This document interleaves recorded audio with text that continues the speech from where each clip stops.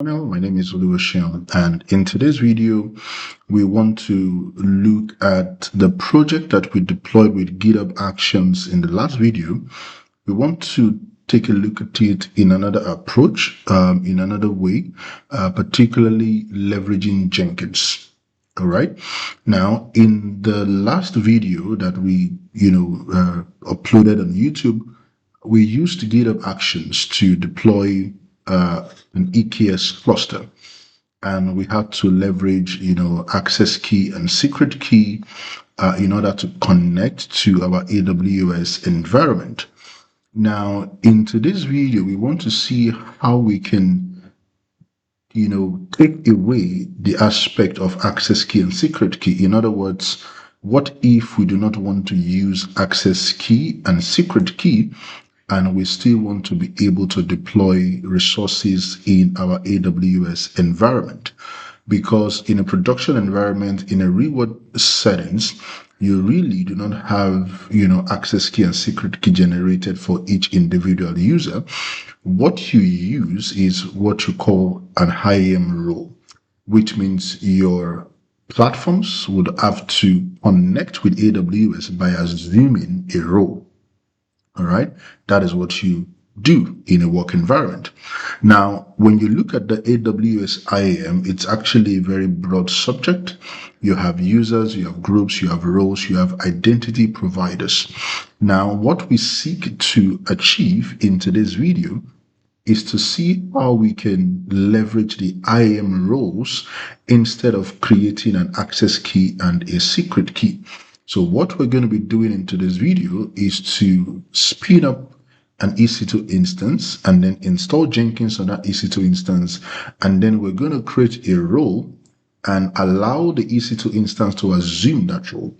And what the EC2 instance will be able to do is to be able to talk or connect with other AWS services on our behalf. So that way, we do not need an access key and a secret key. Okay? That is what we want to do in today's video. So we're going to be using Jenkins, all right, for that. I mean, basically, we're going to be deploying the same infrastructure, but then this time around, we want to leverage Jenkins. So we're going to be learning how you can create a role and then how your Jenkins server can assume that role to, all right, create resources within your AWS environment. Now, in addition to that, we are also going to be learning the multi-branch pipeline in Jenkins. Now, so far, we have looked at just, creating a single pipeline within Jenkins. But in today's video, we're going to be looking at the multi-branch pipeline. Don't forget, in the Git, hub actions that you did in the last video, we actually deployed infrastructure. And then we had another repository that we used to deploy the application code onto the Kubernetes cluster. All right, so in today's video, we're going to see how we can use Jenkins multi-branch pipeline, okay, to do exactly that. And in addition to that, we are also going to be leveraging what you call parameters in Jenkins, because what we want to do is that we want to be able to create resources with the Jenkins pipeline. At the same time, we also want to be able to destroy the same resources, all right, that we have created with the pipeline using the same pipeline as well. In the GitHub Actions, we looked at, basically using the if conditionals to basically determine that, if this is true, then this particular job should be executed, and else this other job should be executed. So in the Jenkins job, we are also going to be having a parameter that would basically leverage the if conditionals as well. So if certain conditions are met, then a particular job or stage will be triggered. And then if certain conditions are met, then a particular job or stage will also be triggered. So we're going to be looking at that, all right, in Jenkins. Okay, so let's head right into it. Now, the first thing that we're going to do, of course, is to spin up an EC2 instance, all right, and then, install our Jenkins. As you already know, we already have a shell script that we have put together that allows us to, bootstrap our EC2 instance with Jenkins installation, all right, from scratch, which means we don't have to log into the EC2 instance in order to install Jenkins, we can basically just take that shell script and then go to the user data section of our EC2 instance before we launch it, put the script there, and then we'll launch the instance. And by the time the instance is building up, the script will be executed, and then we have Jenkins installed automatically. And that is exactly what we're going to be looking at today. But of course, this is the Jenkins page, and if you have not, maybe for some reason, you've not installed it before, or perhaps this is your first time of coming across this channel, all right, we have a playlist that is dedicated to Jenkins where we talked about installing Jenkins and, the requirements and all of that, all right? But of course, just to do a little bit of recap as to how to install it, the website for Jenkins is jenkins.io. And then when you come here to documentation, you can see installing Jenkins, all right, option. So when you click on that, it takes you to this page where you can, see the different ways by which you can actually install Jenkins. So we're going to be going the Linux route. So I'm going to click Linux. And if you scroll down, you can also see all of the requirement, all right? And then you can see that, there are software requirements and there are hardware requirement, okay? So for the software requirement, you need Java to be installed. And if you click on the Java, all right, page, you will realize that Java 11 is really no longer supported. So you either have to use Java 17 or Java 21. So in our own case, we're going to be using Java 17, all right, to set up our Jenkins environment. But like I said, we already have a shell script that we have put together that makes the whole installation a lot easier, all right, for us. Because if you scroll down here, you can see all of the code here. All right, what we have done is basically to copy out all of this and put that into a shell script, and then we're able to just use that to bootstrap our EC2 instance with Jenkins out of the box. Now, in addition to installing Jenkins, one of the tools that we're also going to be installing on Jenkins server is Docker. All right, because we want to be able to build Docker images and things like that. Okay. Now, I forgot to mention another thing that we're also going to be looking at in today's video is to see how we can, connect another node to the Jenkins master. So which means we're going to have an EC2 instance that will have Jenkins installed, but then we're going to have another EC2 instance that is going to be registered as a build agent or as a build node, okay, on the Jenkins master, which means the job we want to run can actually run on that node instead of running on the Jenkins master itself. Okay, in a work environment, you have what you call a distributed node, where you can have a Jenkins master, and then you have other nodes connected to that master. And then within your pipeline, you can actually just decide to say this particular job or even a particular stage, you want to run it on this particular node, right? You can actually do that. So we're going to be installing, that as well. But first things first, let's install Jenkins. Let's set it up. All right. And then we come to the point where we have to install the node as well, and then register that also with Jenkins. Okay, so all of this script is what we're going to use to bootstrap our Jenkins server. So I'm going to come back here to dashboard, and I'm going to click on instances. All right, and of course I don't have any instance running in the region, and I'm going to come here and say launch instances. All right. And of course, we are going to be leveraging Ubuntu for that. So I'm just going to call this Jenkins, and I'm going to scroll down and then click on Ubuntu and scroll down again. And for the purpose of stability and to avoid any kind of slowness and all that, I'm going to be leveraging a T3 small instance, right? So that even if we're going to pay something, it should be, all right, something that is minimal, right? So that's why I'm going with T3 small. I'm going to go with T3 small. And then if you scroll down, of course, we need a key pair. So I'm going to select a key pair for that. And I'm going to edit my network settings so that I can choose the correct VPC and subnet that I want to use. So I'm going to click here and select the 3-tier VPC. And of course, it's going to be a public subnet. And of course, public IP is enabled. And then I'm going to select an existing security group. And that's going to be this one, Jenkins SG. So I'm going to select that. And I'm going to change this guy right here to GP2. All right. And of course, you're going to expand the advanced settings, scroll all the way down, and then go to where you have your script. So the script I'm going to be using is this one. All right. You can see here that the first thing I'm doing is to install, all right, to update. And then we have the Java JDK 17 installed. And then we have the Jenkins URL and everything. All right, right here. And then of course, we're going to be installing Docker as well. And we're also going to be adding the Jenkins user to the Docker group as well as the Ubuntu user as well. So I'm going to copy all of this shell script here, and I'm going to drop them right here. And the next thing I need to do is to launch the instance. All right. Now it's going to take a little time, maybe like 3-5 minutes before your instance would be ready. All right, because it has to install all of that script.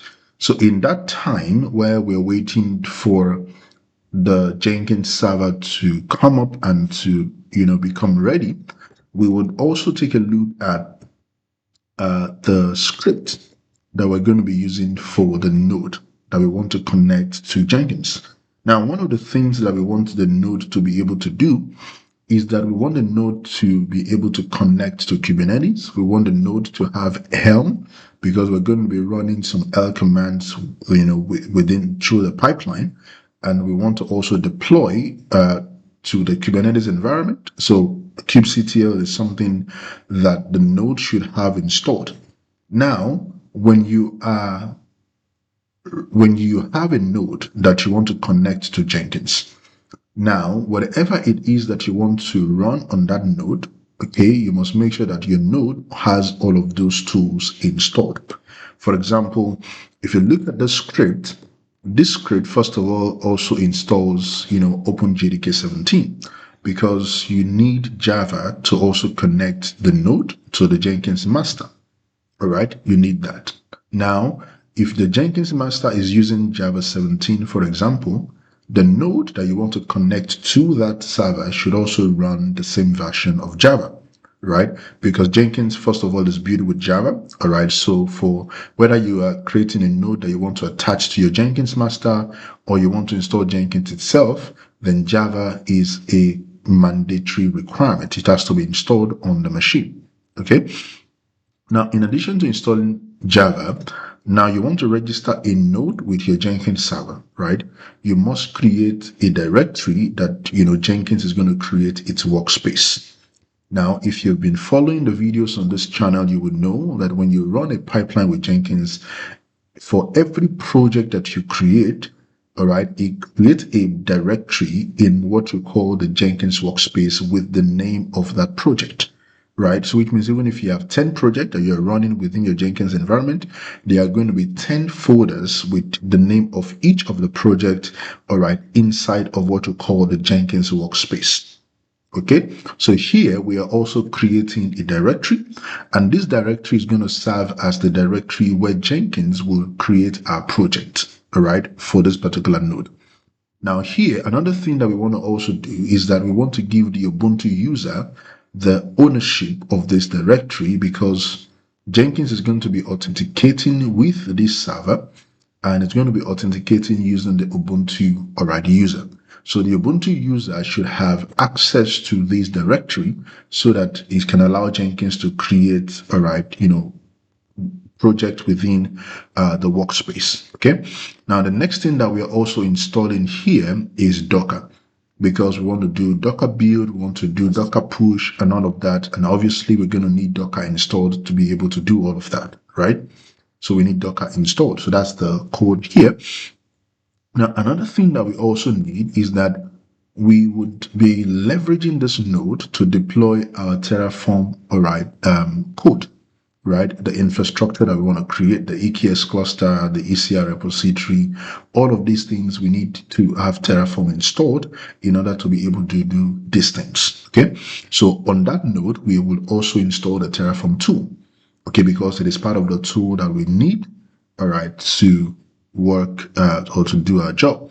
So we have the Terraform installation here put together. Also, you can find these on the Terraform documentation page. So we have that right here.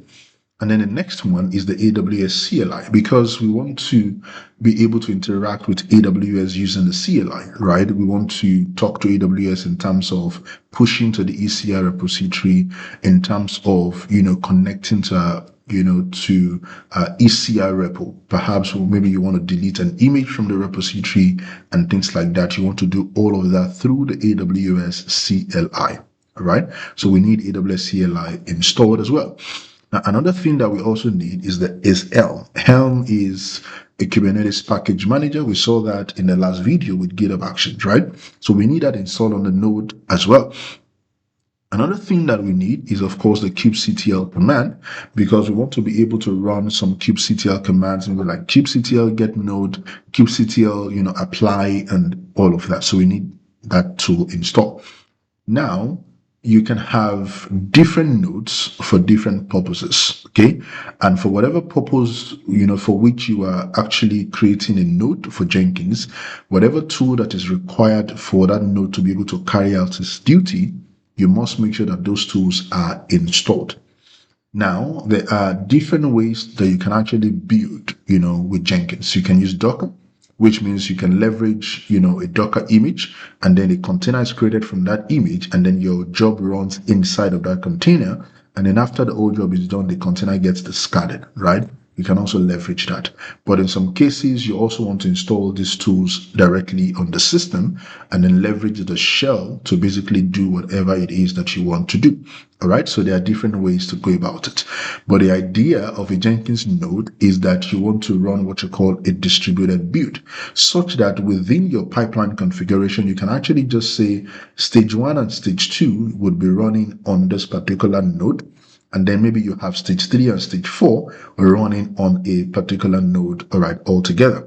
All right. You want to have something like that. So that's why in most cases in a production environment, your job does not actually run on the Jenkins server or the Jenkins master itself. It runs on the attached node.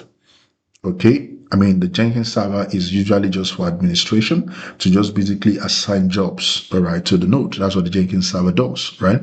And then you have different nodes for different reasons, okay?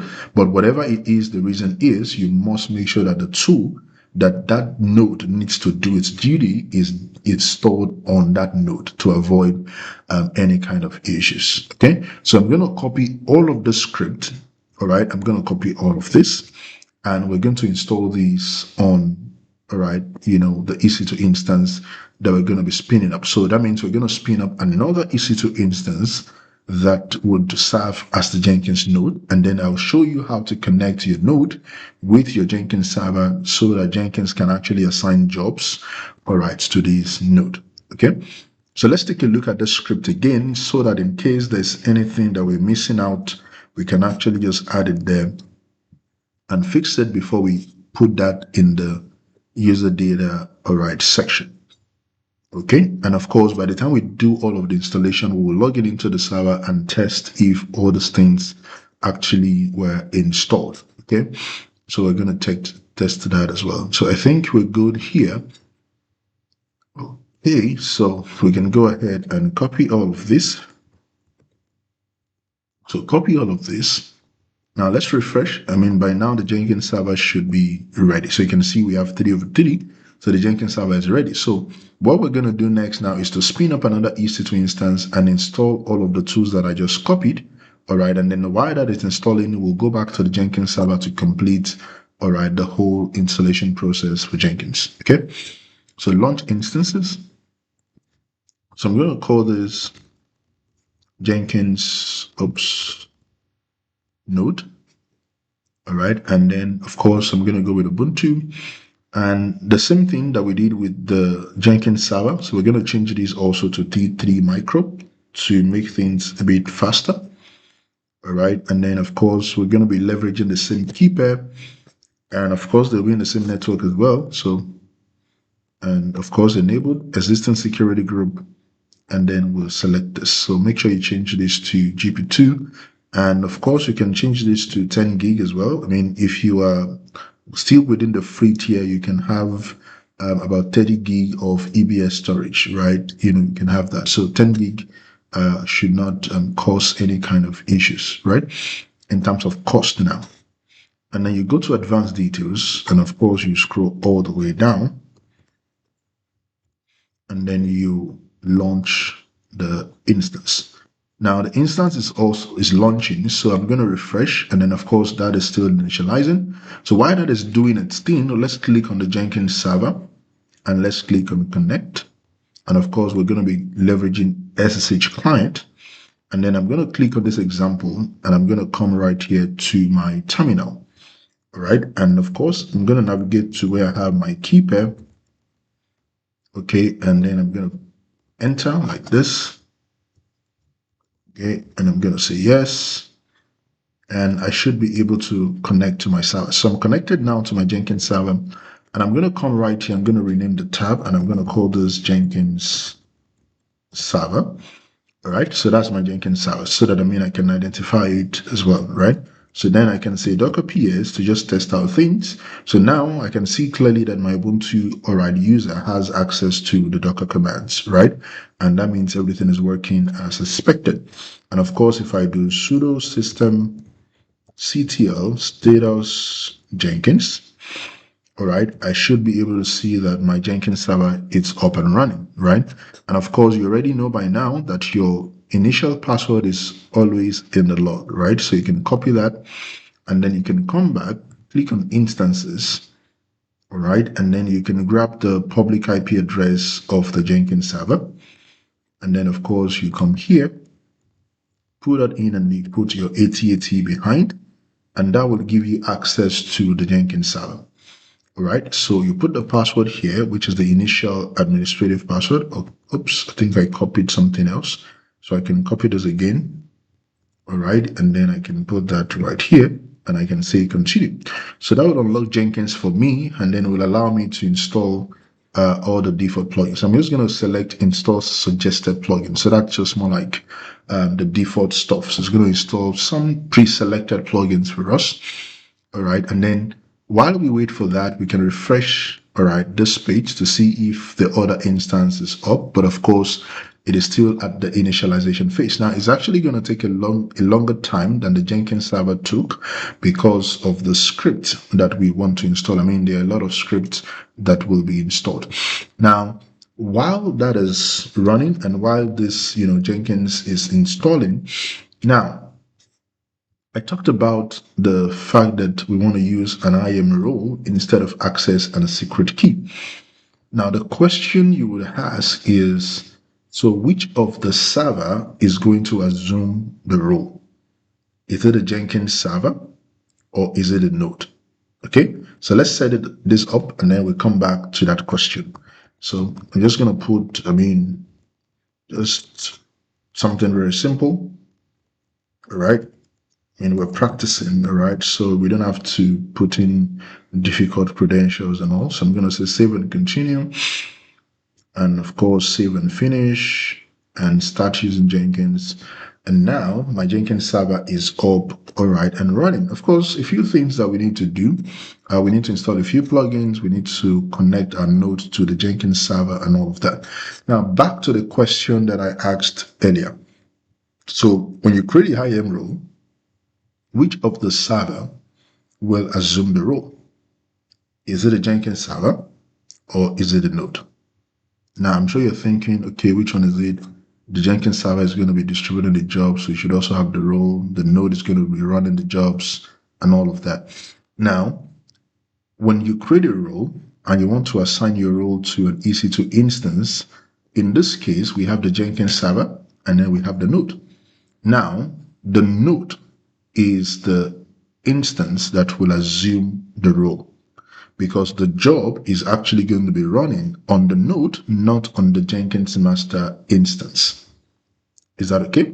So which means the node that will be running your workload is what should assume the role, because whatever it is that you're going to be creating on AWS will be created through the node. The Jenkins master is only assigning the job, all right, to that node. So which means the node is the one responsible for executing everything that you have defined in the Jenkins pipeline. All right. So if the node is the one executing the pipeline, then the node is also the instance that should assume the role to be able to allow you connect and create resources on AWS. Is that okay? So don't make any mistake as to, thinking, oh, is the Jenkins server that should assume the role? No. The Jenkins server is not executing the pipeline, right? It's only assigning the job to the node. The node is what is executing the pipeline, so the node should assume the role. Is that okay? So that's exactly what we're going to do. So I'm going to come back here to instances, and let's go back to the IAM page, and let's create, a role. So I'm going to click on roles, and right here, I'm going to click on create role. Now, if you look at what you have here, you have the trusted entity type. So there's the AWS service, there's the AWS account, and there's the web identity. Now, in the next video, I'm going to talk about the web identity. All right. Now, in some environments as well, you still use the IAM role, but you also use what you call the web identity. But we're not going to talk about that today. Like I said, in the next video, we'll talk about the purpose of the web identity. But today, let's focus on the AWS service. So now here, the use case is going to be EC2 because we're creating a role for an EC2 instance, right? So it's an EC2 instance that is going to assume this role, okay? And that instance should be able to create resources and, talk to other services within our AWS environment, all right? So I'm going to come down here and say next. And for the purpose of, making things easy, I'm going to go with administrator access. Now, in a work environment, you want to define your own custom policies, and that is exactly what you would do because you do not want to over-provision permission for anyone, right? Whether you're creating a role or you're creating a user, you want, these entities to have just the right permission that they need to carry out their duties, okay? But for the purpose of our own learning, I'm just going to come here and say administrator access, and then you click on next. And of course, you have to give your role a name. So I'm just going to call this Jenkins, EC2 role, okay? And then, of course, you can see here the trust policy. So the EC2 role is the principal, and it's assuming this role. So I'm going to say create role, okay? And then, of course, we can see that the role has been created.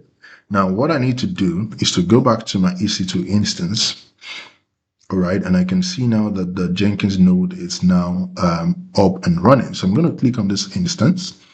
I'm going to go to actions, and then we'll come here to security, and I'll say modify IAM role. I'll click on that. And of course, I can do a little bit of refresh, click here, and then I can select Jenkins EC2 role here that we created just now. And I'm going to say update IAM role.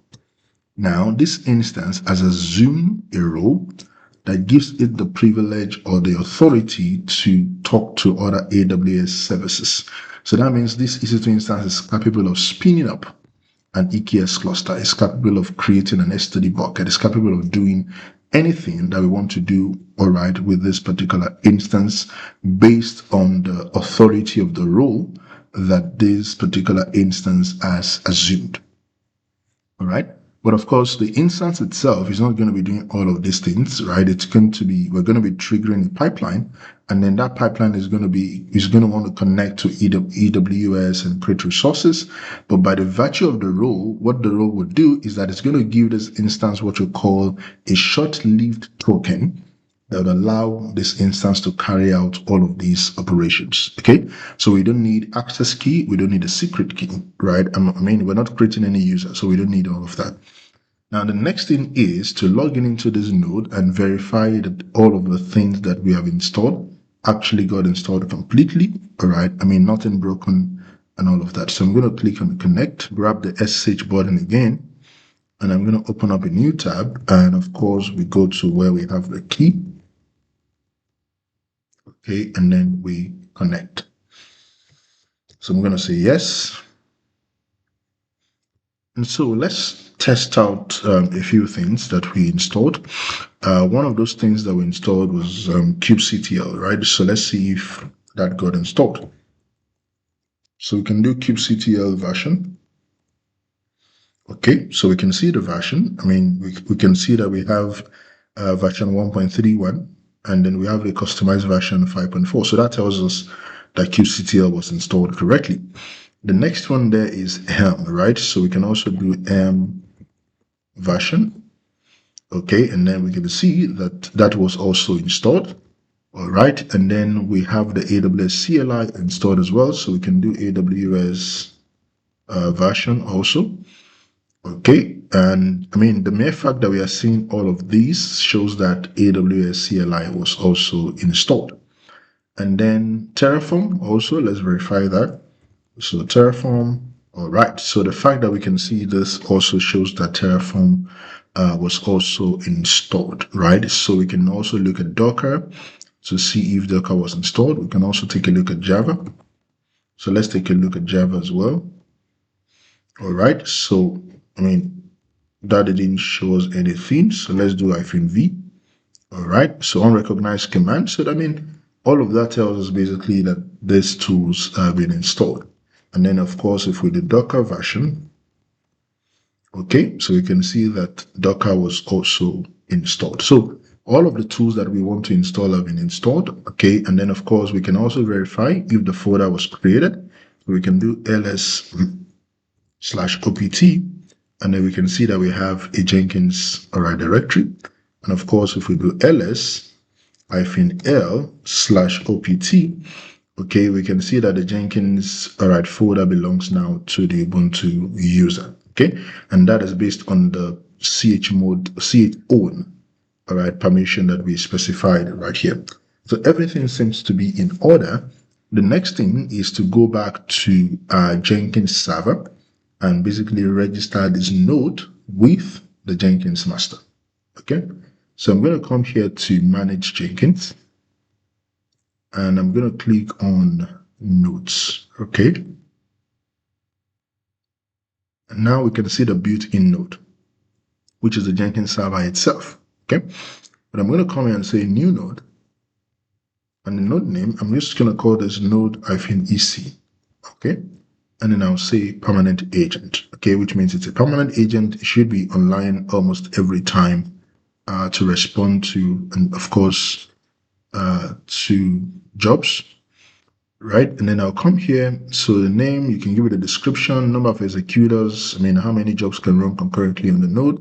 Now, the remote root directory is going to be this path, right? So you copy this path, and then you put it here. So that's the remote root directory. For the labels, we can also use the same name as the label. So copy that. The purpose of the label is when you are creating a pipeline and you want your job to run on this particular node, in the pipeline configuration, you are going to specify this node by basically, using the label tag to say the job should run using this agent, and then you specify the name of the label, and that tells Jenkins that this job should run on this particular node. Okay, and then here I want to say use this node as much as possible, but of course we want to say only build jobs with label expressions matching this node. So that's what we want to do. So which means if we do not specify a label that basically identifies this node within the pipeline configuration, then don't bother sending any job to this particular node, right? This node should only be used when there is a label that specifically identifies that this node should be used in the pipeline configuration. Okay, so that's what we have here. Now the launch method is going to be launch agent via SSH. So we need to provide the SH key that Jenkins is going to need to talk to, this particular agent. Now the host is basically the IP address of the node, right? So I'm going to come back here, click on instance, and since they're in the same VPC and all, we're going to just leverage the the private IP, okay? So that the traffic remains within the VPC, it's not going over the internet, and that will help us to reduce our cost.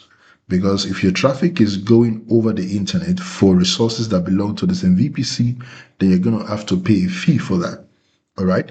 But then if it remains local, then you don't have to pay anything because it's just, within the VPC, all right? So we're going to select the private IP, and I'm going to come here, put the IP right here. So that's the host. So you can also check this to see what it means. It says the agent host name or IP to connect. And then for the credentials, we don't have any credentials. So I'm going to click on Add Jenkins. And of course, the kind is going to be SSH with username. So the ID can be, all right, node, let's just say node key. You can copy the same in description. So the username of the server is going to be Ubuntu. And of course, you can decide to treat your username as secret as well. So that means if you treat it as secret, it's not going to be, visible in the job logs, all right, or anywhere. Then for the private key, we're going to enter directly. We're going to click on Add. And then, of course, we need to get the SSH key, all right, for that instance. And that's quite easy to find. So I'm going to open up a new tab here, and I'm going to go into, all right, the folder where I have my key. And right here, if I go back to this instance, I can scroll down here, and then I can try to find the name of the key. So the name of the key is this. So I'm going to copy that name, and I'm going to come and I'm going to say cat, and the name of the key. I'm going to press enter. All right, so that's giving me an error. All right, and it's saying the instance key training 2 maybe does not exist or something. So let's try that again. Let's try that again. All right. So what was missing was that I didn't put the .pem.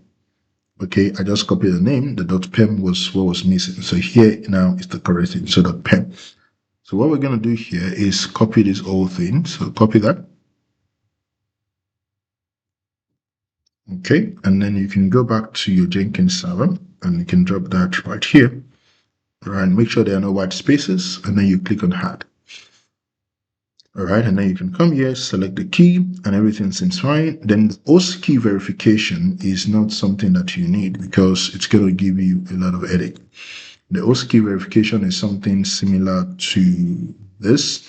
All right, the first time we wanted to authenticate with the server, it was asking us about the authenticity of the host, right? And then it says, are you sure you want to continue connecting? We have to say yes.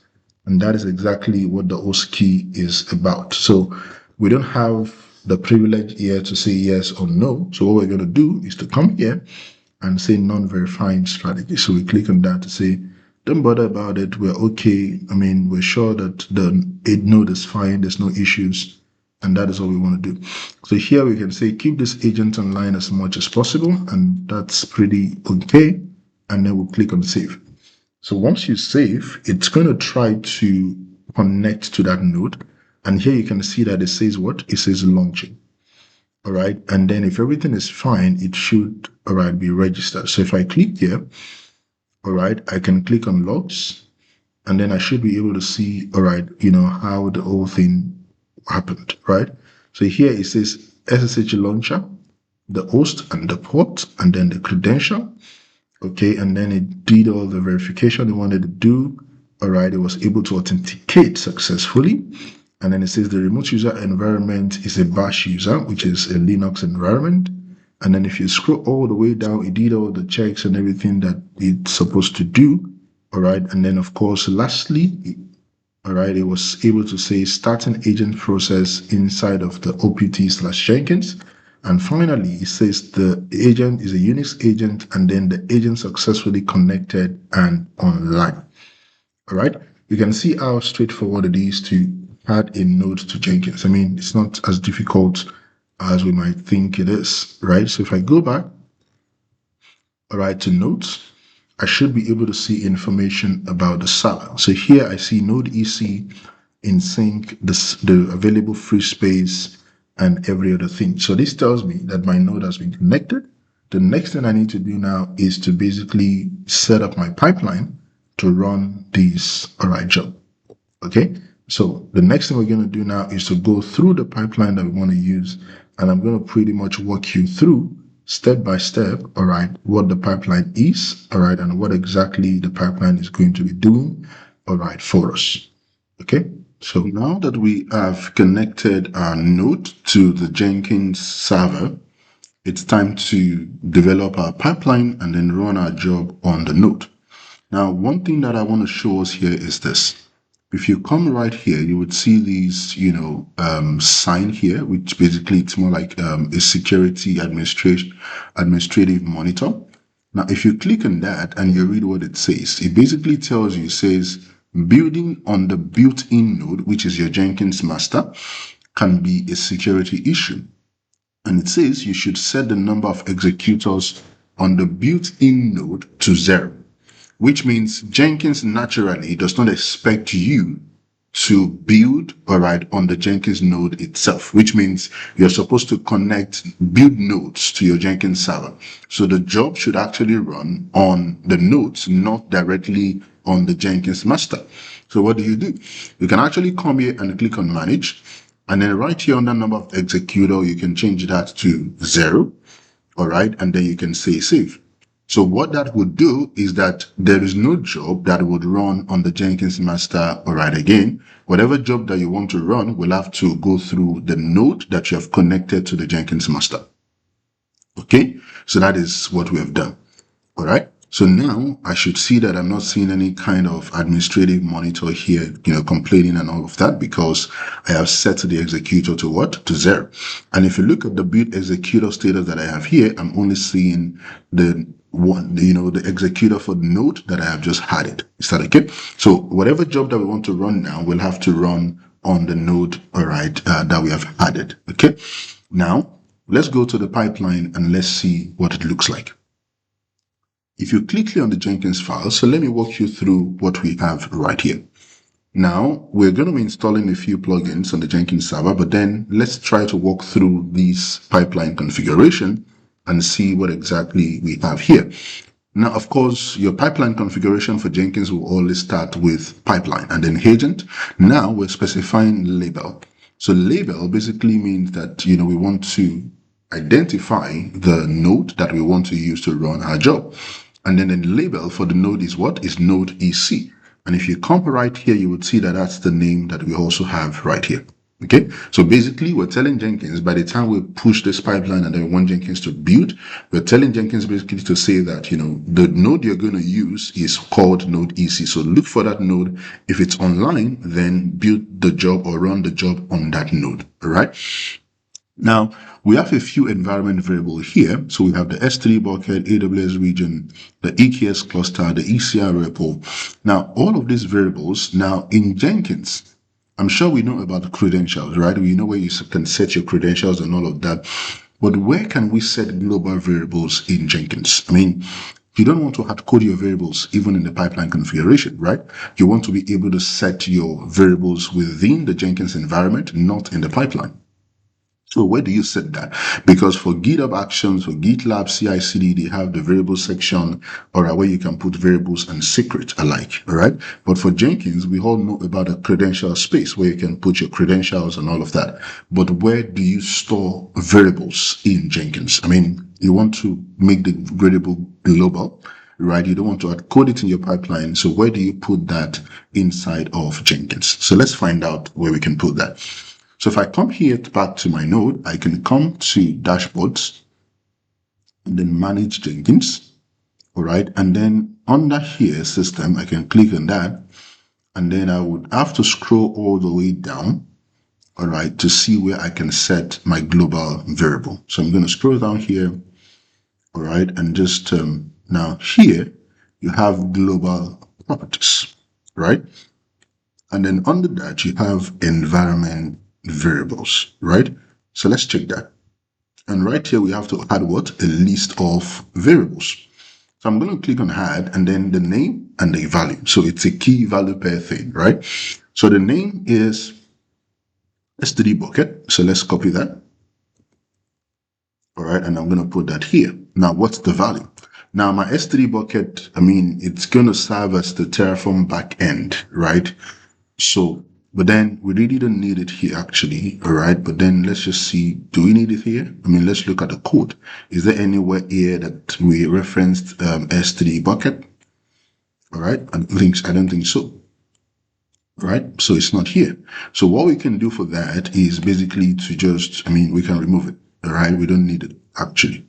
Okay, so we can remove that because we're not using it. So let's remove this. But of course, we need the region, right? So let's copy the name, AWS region. All right, and then let's put that here. So the region value is EU West 2, right? And then I'm going to add another variable, and that variable is the EKS cluster. So now we've not created a cluster, but in our Terraform configuration, under the variable section, we already assigned a name that the cluster will assume upon creation. All right, so we can look at our Terraform configuration here. So this is the Terraform folder, and then here already I have the variable, right? And of course, the name of my EKS cluster that the EKS cluster will assume is Jenkins EKS, right? So I can copy that name, okay, and then put the value right here. Okay, so I'm going to add another one. And then if I go back to the Jenkins file, that is the ECR repo. Now, the ECR repository is also going to be created, all right, with Jenkins through the Jenkins pipeline. And of course, we have the name already here in the variable section for Terraform. And so I'm just going to copy the name right here, right? And then I'm going to put a value here. Now, these are the three variables that we have referenced inside of, all right, our Terraform, inside of the Jenkins pipeline configuration. Now, if you look at what you have here, I have two folders. One folder is called IAC Actions, which basically is, to create the infrastructure for us, right? The other one is Code Action, okay, which is basically to deploy the code on the, all right, EKS cluster that we're going to be creating, okay? But for this particular IAC, all right, we have just three variables that we need to set. And then we have done that already, okay? Now, I would come right here, all right, and scroll down, and let me give you an understanding of what we have here. Okay, so now we have all those variables set. Now you can see that I'm not going to be coding any name here, right, because I have set those variables globally. All right, so I can save my changes, and what I can do basically is I can actually comment out this path, right, because I'm not going to be needing it. So I'm going to comment it out. All right, so now the next thing we have here is parameters. Now, in the GitOps actions, we had to use the if conditionals, right? So we specified in the workflow that if this particular job, all right, if this particular job should run, then it should be triggered on push, which means when you push into the repository, then this particular job should run. And then we said else for the other one, which means this other one should be triggered manually, right? So that is what we said here. Now in Jenkins, we can use what you call parameters.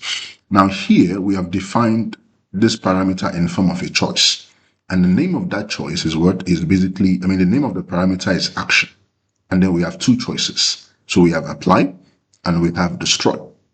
Now, what this basically will mean is that we can actually build this job using parameters, which means I have two options to choose from. I can build using apply, all right, choice, and then I can also build using the destroy choice, okay? But then how do I tell Jenkins to build or to destroy? What do I do? Now, the parameter has been set, all right, in my pipeline configuration. Now, if you scroll down here, I have stages, of course, check out the SCM and all of that. Basically, check out the code into the workspace for Jenkins. And then here I'm doing Terraform version to basically verify if, Terraform is installed on the node, right? And then here I have my Terraform init. Now you will see here that after the step, I have what you call dir because my Terraform configuration is actually inside of a directory and I need to tell Terraform that. So I have dir and then I have the name of the folder, and that is the folder that we have right here. And then inside of that folder, I'm running Terraform init to initialize, all right, my Terraform configuration, okay? And then if you scroll down, now you have this stage that would apply or destroy. Now we're using the when expression, all right? We're using the when expression. Now you should be familiar with the when keyword, particularly in GitLab CI/CD. Okay, if you've gone through the series, you would know that we use the when a lot. So we can say when, all right, always. We can say when, manual, all those kind of things, right? So here, the when here is also doing the same thing. So here we have the when expression and it says parameter.action equals to apply. all right, or, I mean, this basically is like the or, right? Or parameter.action equals to destroy. So which means it can be either of this, okay? And now we have here, it says steps and then the script. Now we're using the if conditional. So which means if parameter.action is equal to apply, then this particular configuration should be what? Executed, right? So now we have the expression. So it can either be this or that. Okay, whichever one it is, just go ahead and do what you have to do. So here we have the if conditional saying that if the action parameter right here is applied, then you can do Terraform validate, you can do Terraform apply, you can do Terraform apply, all right, and then you can run all of this configuration. And then here it says, else if the parameter is destroyed, then this is what should be what? Triggered, which means destroy all of the infrastructure that has been created. Is that okay? And then, of course, you can see that we still have an if else here. So basically, this is more like a nested if, right? So you have the if basically deleting all the images in the ECR, okay, before the ECR repository itself is, deleted. And then we have the dir, and then we have Terraform destroy. So you can see here that even in Terraform, we can also apply the if conditional. So if this is true, if that is true, then do this, do that, and all of that. So this right here is the configuration that we're going to execute to create our infrastructure. All right. Now that is for the IAC. Now let's go over to the, to the code, itself. Now, if you look at the Jenkins file for the code, because we're going to have to create a pipeline for that as well, you're going to see all the environments that we have here, the region, the ECR repo, the EKS cluster, the registry. All right. So we've not created something here. So the region is already there. The ECR repository, I think we set that already. If we take a look at the global variable configuration. All right, so we have the region, we have the repo, we have the EKS cluster. So region, repo, cluster, and then so the registry URL, we don't have that yet.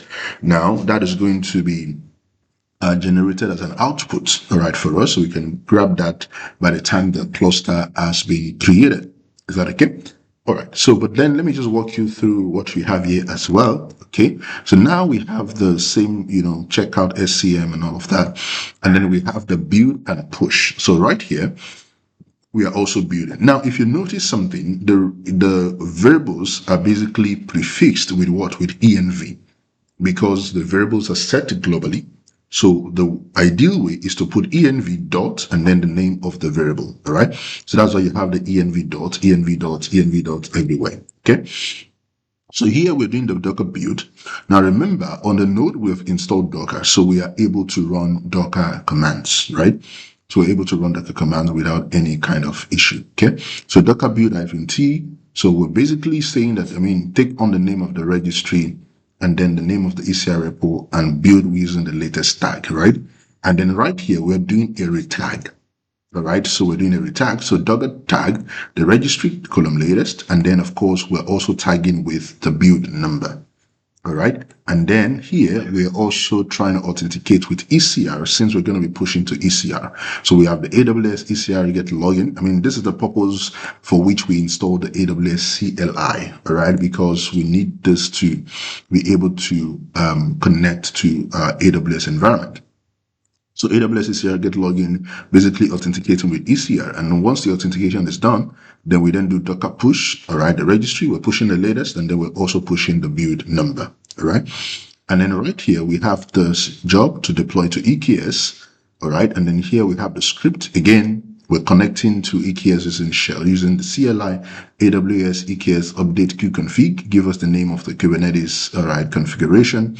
And then we have the kubectl get secret, all right, which basically would allow Kubernetes to be able to fetch images from the ECR, all right? So we're creating a secret inside of the Kubernetes cluster that will allow the Kubernetes cluster to fetch images, all right, from the ECR, okay?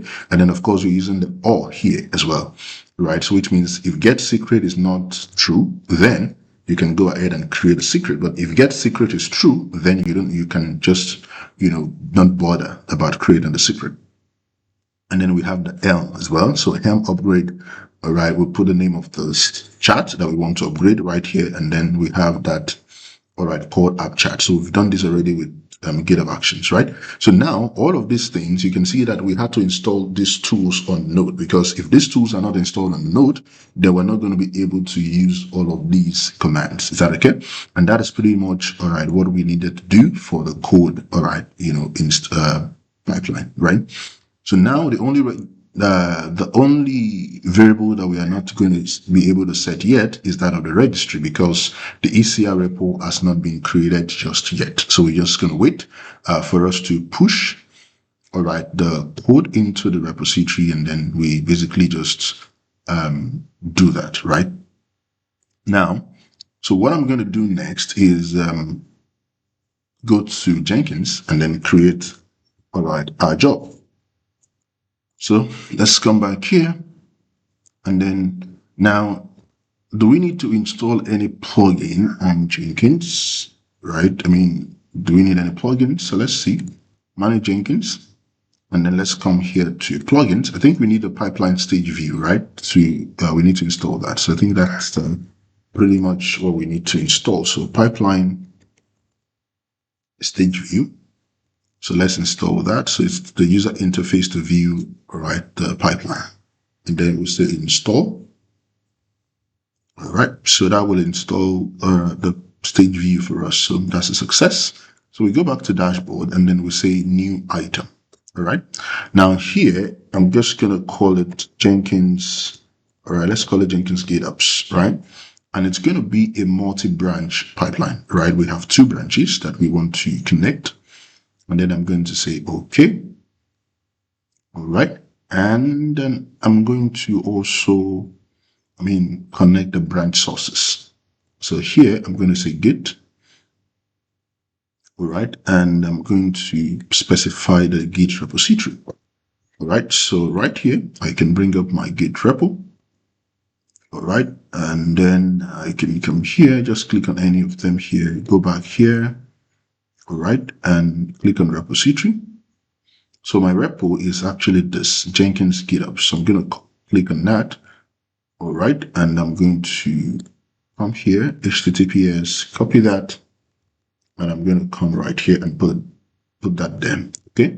Now here, it's going to discover the branches automatically, right? So that's what it will do. So it's going to discover all the branches. So in that repo, I have 2 branches. So it's going to discover them automatically by itself. And of course, it will try to build, the jobs almost immediately. But of course, let's see how that will go. And it says all branches get the same property. All right, named branch gets different property. So we can leave that as default. All right, and then add source, any other source. We don't have any other source to add. All right, and then of course they all have, the Jenkins file, right? And so we'll just do that. And then here we just say save. Now what it will do is that it's going to scan, all right, the repository, and going to help us understand the 2 branches that we have. So you can see here, it says, we have the GitOps. You can you see that? So it's trying to build automatically, right? It's trying to connect. So you can see that node EC. Okay, so you can see this one is starting. You can see that as well. Okay, declarative SM. So it's trying to build, those jobs automatically, but then we can actually just, cancel that, right? We don't want to build the jobs for now. Okay, so we can cancel all of that. Now you can go back to the job. So you can see the 2 branches here. So that's the purpose of Jenkins MultiBranch Pipeline. So I can see the 2 branches. So I can see the IAC, I can see the Jenkins code. The 2 of them, we had to, all right, stop that. So if I click on Jenkins IAC, I can see that, it's already trying to build, right? So you can see all the checkout. So Terraform setup, Terraform init. You can see all of this, okay? But then we don't want to do that. We want to push, and then we want to trigger the build, because we want to build with what? With parameters. So you can see the parameters right here. So here I can decide to say apply or destroy, and then I can click on build to trigger, all right, the job. Okay. So let's go back here. So we have the 2 repo. So Jenkins has scanned the repositories, and then it has given us the 2 branches in that particular, all right, repo. So the Jenkins IAC, it's kind of the main branch in this case. All right. So Now, what do we do here? So I can come right here, go back to my Jenkins IAC. So the Jenkins file has been updated. All right. And then we really don't need to do much here. So I can come here. All right. And then I can navigate into the IAC actions folder. Okay. And then I can just do my git commit -am and then just say Jenkins GitOps. Okay. And then I can do my git push. All right. So I've pushed into that branch. So now I can actually come here. Right, and then I can come and say build with parameters, and then I can say apply, and then I can click on build. So that's the purpose of building with parameters, right? So if everything goes well, then we shouldn't have any issues. So, but then if you're getting this issue, so let's troubleshoot. Let's see why is the job failing. So click on the logs, and let's see. So initializing the backend error, validating credential sources, blah blah blah. So it has to do with the credential stuff, right? So we didn't have, I think we attached the role earlier, right? So let's go back to the EC2 and see what went wrong. So click on the node, actions, and then security, modify IAM role. Oops, the role is not there again. So let's refresh, click on these, and then select your role, update IAM, all right? Now you can see that we've not, created any access or secret key, right? So I can come back here and say build the parameters again, and then I'll say build, okay? So this time around, we shouldn't have any kind of failure. So let's see what we have this time. All right, so the Terraform init is going. So I can click here to see the console output to see what's going on. All right, so I can see that Terraform initialization is ongoing already. And that seems to, all right, completed, right? Initialization completed successfully. And then I can see the Terraform validate. It's also trying to do its thing. All right, so let's just look at this for a while together. So Terraform validate also was successful. Success configuration is valid. And then the Terraform plan, it's also running at the moment. Oops. All right, so now we can see that the Terraform plan is doing its thing. So there are 51 resources that will, all right, be created, okay? And then we can see the outputs that we're going to get at the end of the day. So the endpoint, the ECR repo URL, and all of that. So I'm going to pause my screen at this point, all right? And then when the whole configuration is completed, then I'm going to resume back, and then we can go on and, see what Terraform has created using the Jenkins pipeline. See what we have. So the pipeline completed successfully, and you can see that the ingress controller was created, all right? And then, of course, we have the AWS EKS kubeconfig. The configuration was printed out. And then the output, which is to tell us, give us the values for the ECR repo, the kubectl command, the repository, and of course, the cluster endpoint as well. And you can see right here, it says 51 resources added, all right? And then, it took quite a number of time. If you go back to the pipeline, you can see that it took almost about 20 minutes for these to get created. So it took quite a number of time. But of course, we have a successful pipeline that we have deployed. Now, one of the things that is important here is that if I come to the console, and I come here to the EKS cluster, so let's search for EKS. Okay, I just want to show you something. Now, if you come to your EKS environment, you're going to see something here, right? So you can see that the cluster was created, 16 minutes ago. You can see that. So if you click here, now it's going to tell us something. It says your current IAM principal doesn't have access to Kubernetes object on this cluster. And if you come here to compute, you are going to see that you can see any node here. All right. And that is because this logged in user right here, right? It's not the user who created this cluster. This cluster was actually created via an IAM role. All right. So it wasn't created by this particular user. So which means even if this user has access and secret key and then has, administrative access and all of that, this user will not be able to manage or administer this cluster. So that is what you have here. That is what it means, right? But then the only way to manage the cluster is to log back into the Jenkins node. because this Jenkins node is the node that created the cluster and of course has the IAM role attached, right? So now if I do kubectl and I say, let's say kubectl get node or something. Now we may not be able to get the node, but of course you can see that the node is coming up because in the console, we already have outputed, right? If you look at the logs, okay, let me show you that again, just for clarity. If you look at the logs, we already have done, AWS, EKS, and all of that. So you can see here that we already ran this command, right, to get the kubeconfig. And then, of course, the configuration has been, put in this particular location. So now if I do ls and then I do .kube, right, I can see the configuration file right here. So now if I come here and say kubectl get node, all right, I'll be able to interact with my cluster. Meanwhile, the user that I have there, even though has administrative access, is not able to administer this node, right, this cluster, because the user was not the one that created the cluster. And then what we want to do here is basically to deploy this other part, right? So we come to Jenkins file. So one thing that we need here is the registry URL, right? And we can get that from here. So the registry URL is right here. So I'm just going to grab that, all right, and then copy that. So we can come back to the global variable settings. Okay, and then we scroll down and then we add that. So the value is this, but then we need to get the name as well. So the name is registry, okay? So let's copy that and let's put that here and then we'll save. Okay, so that is pretty much what we have to do for that one. All right, and then I can actually just comment this out. We don't need it anyway. So now here, let's take a look at what we have here. So everything seems okay. All right, so we don't need to do anything much here. So we can just leave all of this, right? And that's all that we have to do, okay? And so we can come back, all right, to the job. And then this is the Jenkins code. So we can click on that, all right? And then we can see that we aborted that.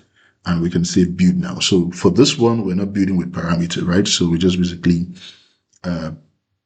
building that automatically. So we can see the build and push up coming there. So let's look at the console output. All right. So we can see that the build is already going on. So it's going to build and it's going to push to the ECR. All right.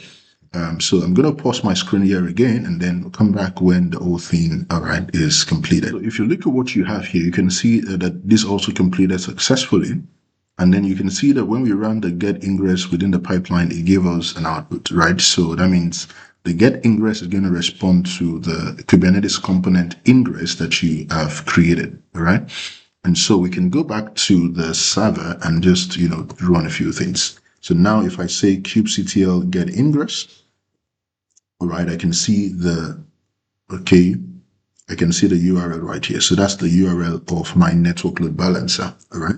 And then, of course, if I do kubectl, okay, get pod -a, okay, I can basically see all of the resources. So my database has been created, the PHP app also created, the PHP admin created, the ingress controller also running, and every other thing is running, okay? So now we have the old, setup completed. So we can actually come right here.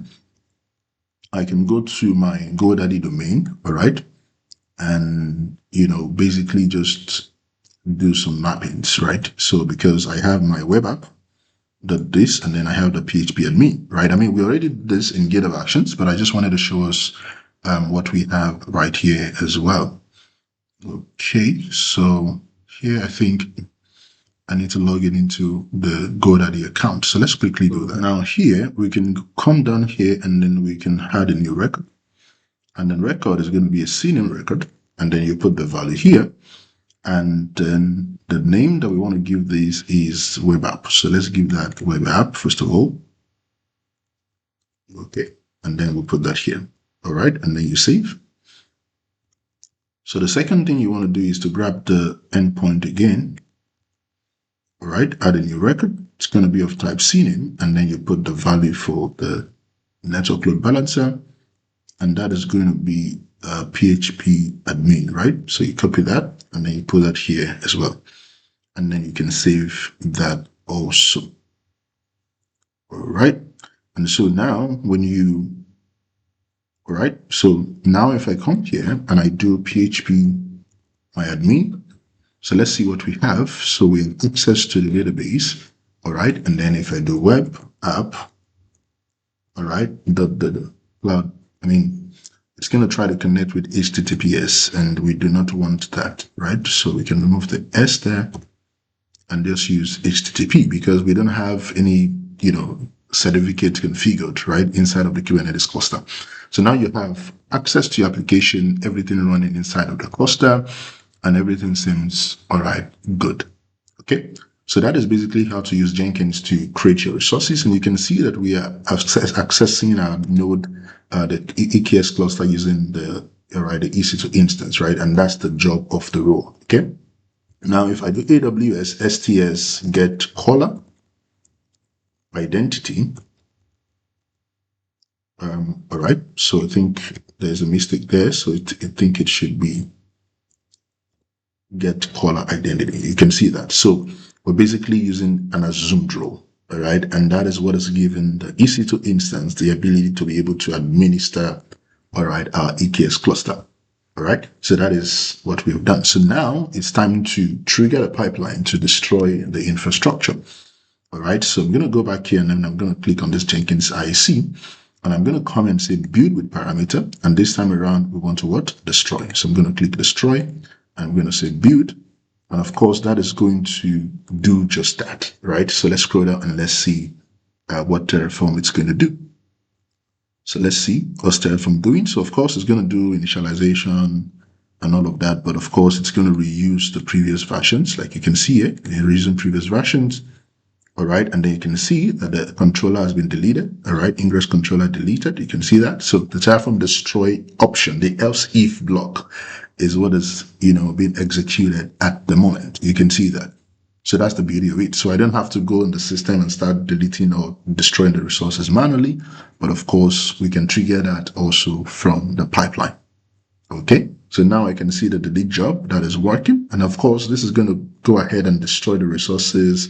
Clear out the ECR repository, delete the repo, and then of course, tear down the whole infrastructure. All right. So guys, thank you so much. I believe you have also learned something in this video. We've seen the multi-branch pipeline in Jenkins. We've seen how to use a role instead of access and secret key. We've also seen how to connect a node to the Jenkins server to basically build our jobs on the node instead of directly building it on the Jenkins master itself. So I believe you've picked out, one or two things from here. All right. Thank you so much for your time. Do well to like, do well to share, do well to subscribe to the channel. All right. Thank you. And I'll see you on the next video. Bye for now.